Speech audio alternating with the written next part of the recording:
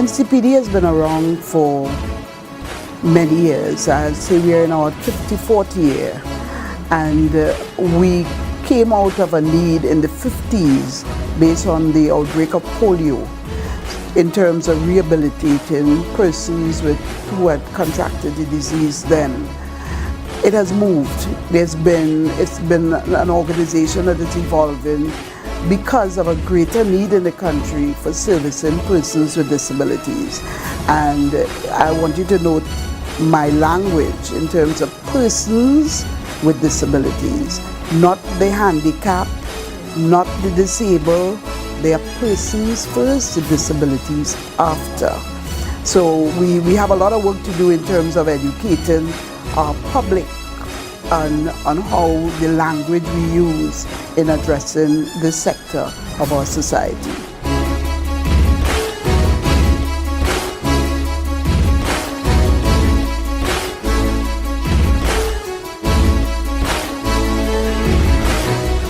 In terms of funding, it's an NGO. It receives an annual grant from the government, which contributes about 45 to 55% of the overall operating budget. So for us to be able to carry out our work successfully and effectively, we have to engage in partnership with the business community, with organizations like yourself. So NGC has been a great partner in helping us to carry out our mandate.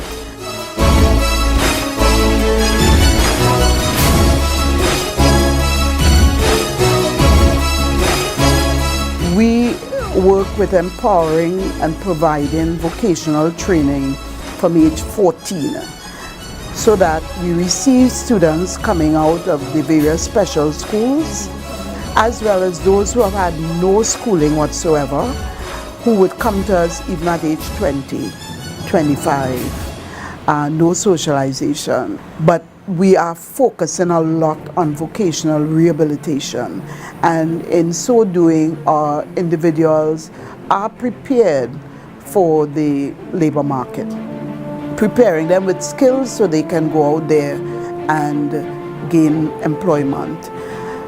What we have in the country is an absence of mainstream or inclusiveness, and if we look at all that is happening today, they talk about inclusion.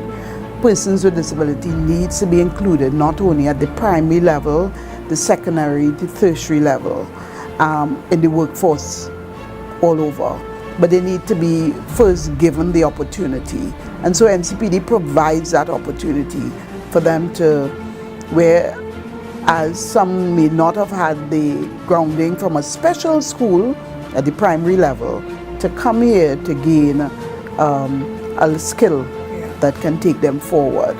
But all of vocational training areas are certified.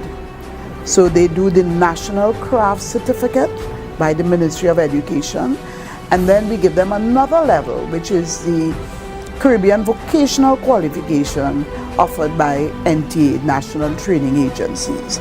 We equip them to be able to meet the labor force. In addition to the skills, of course, the curriculum carries remedial life skills, entrepreneurial training, because some may not be able to be engaged in open employment, so they can in fact set up their own businesses at home, whether with their family members. And so entrepreneurial training is a very important area that we do as part of the curriculum. We have music. We introduce music as part of the, for behavioral modification, those students that we have challenges with. And while not everybody is able to do music, we have to select those at risk, higher risk, who are in the music. Art and craft.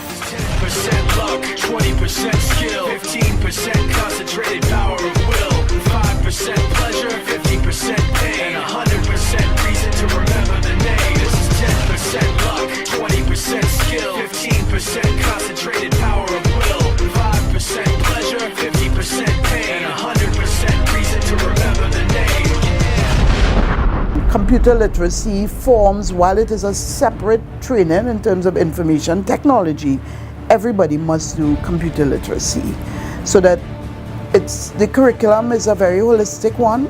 Sports, we are very much heavy into sports, and doing very well at sports at the national level. In terms of our total population, you're talking about 250. We cannot serve full-time more than 250 persons. But we do have persons who we assist on a part-time basis. Those who come for rehabilitation, like individuals who would have had an accident, need work adjustment training to get back out there, those who have had strokes. We could only serve a very small population because we don't have space. So those come part-time, but our full-time population deals with 250 from age 14 all the way up.